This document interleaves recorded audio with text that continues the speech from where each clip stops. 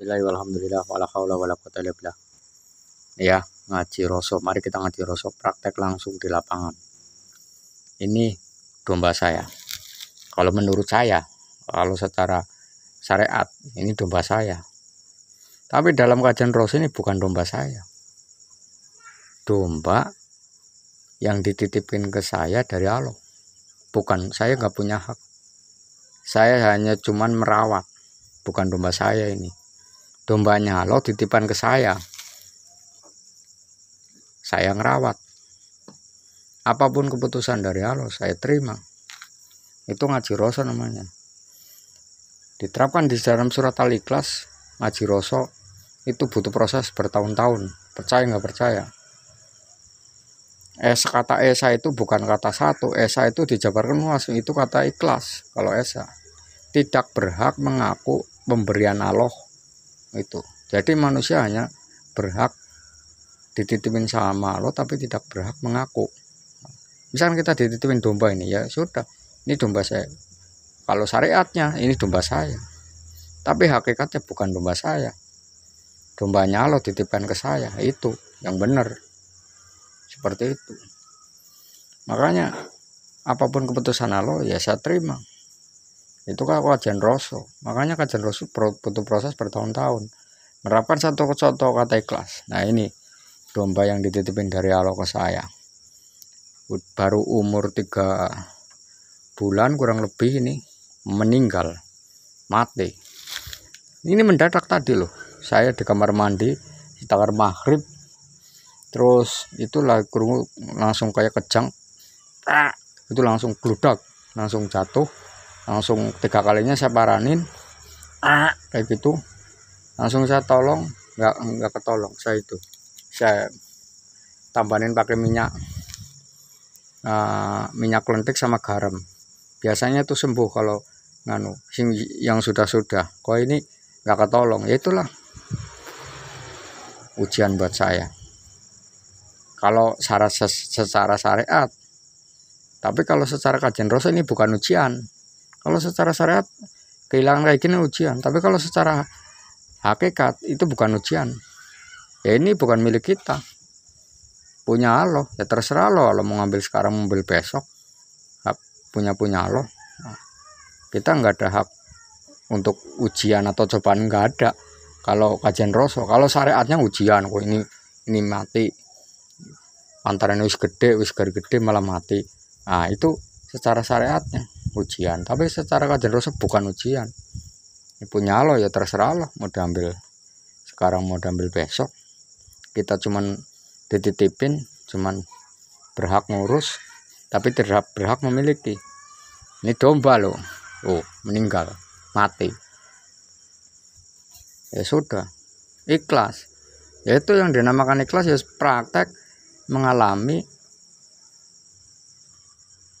dan mengerjakan apa yang diperintahkan Allah, seperti itu, menjalankan perintahnya Allah dan menerima keputusan Allah. Itu yang dinamakan ikhlas. Ikhlas itu menerima keputusan Allah dan menerima yang disuruh sama Allah, suruh dikerjakan apa ya dikerjakan, dan menerima keputusan Allah. Itu yang namanya ikhlas. Bukan ngerti nih ikhlas oleh duit oke, nak dewey cobaan, dewey musibah dianggapnya cobaan. Innalillahi sudah pasti semua datang dari Allah, kembali ke Allah. Itu loh kajian Rasulnya. Makanya kajian Rasul itu sangat dalam sentuhannya. Jadi kajian Rasul itu secara Jawa itu tulis tanpa papan, gumantung tanpa cantelan. Itu namanya kajian Rasul. Ini secara syariat ini domba saya.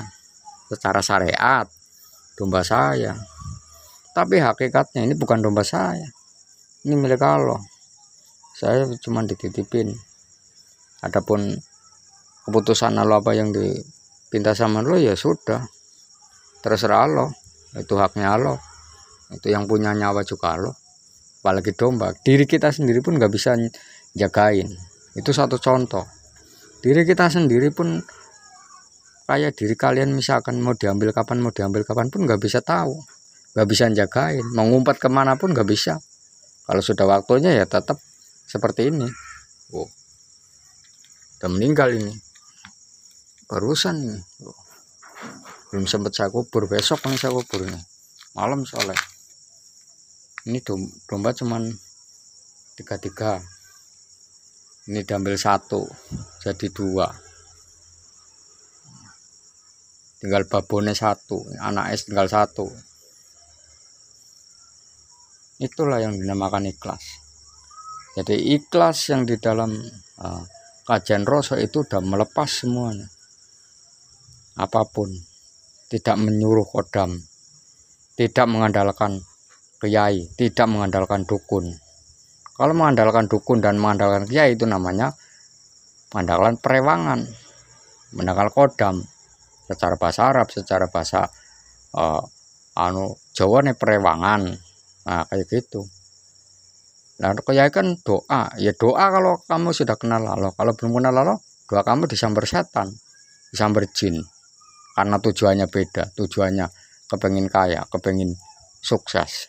Itu kalau berdoa itu sama Allah tuh ya ikhlas, bukan minta macam-macam, minta ini minta itu. Kalau kamu berdoa mintanya sukses, mintanya jualannya laris, mintanya apa, nyamper itu kodam secara bahasa Arab. Tapi kalau secara bahasa Jawa, duwipo prewangan, padha wae. Mulane jenenge sekiai bener tanpa syarat. Tanpa syarat, hanya didoakan cukup. Tidak memakai hijab, tidak memakai rapalan-rapalan apapun. Nah, inilah. Ini satu bukti, satu contoh. Ini kajian hakikat, praktek di lapangan seperti ini. Jangan sekali-kali kita mengaku kalau kita mengaji Roso ini punya saya, bukan. Saya hanya dititipin sama Allah, itu yang benar.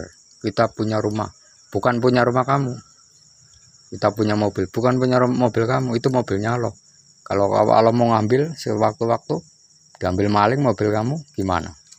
Ikhlas enggak? Kalau kaji Roso ya harus ikhlas. Nanti Allah akan menggantinya. Kalau ikhlas, kalau enggak ikhlas ya enggak dapat apa-apa. Oke? Hanya secuil kajian Roso. Mudah-mudahan kita jadi menambah wawasan, tetap semangat. Kalau ini udah meninggal, nggak ada surga neraka, ini tetap langsung surga. Kalau kambing nggak ada urusan, manusia masih ada perhitungan. Kalau kayak gini meninggal sudah, kalau di dalam riwayatkan hadis qudsi itu menjadi abu.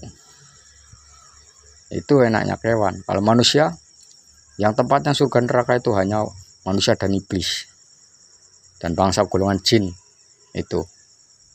Oke, salam pengetahuan, salam mantap, salam ngaji Roso. Assalamualaikum warahmatullahi wabarakatuh. Mantap.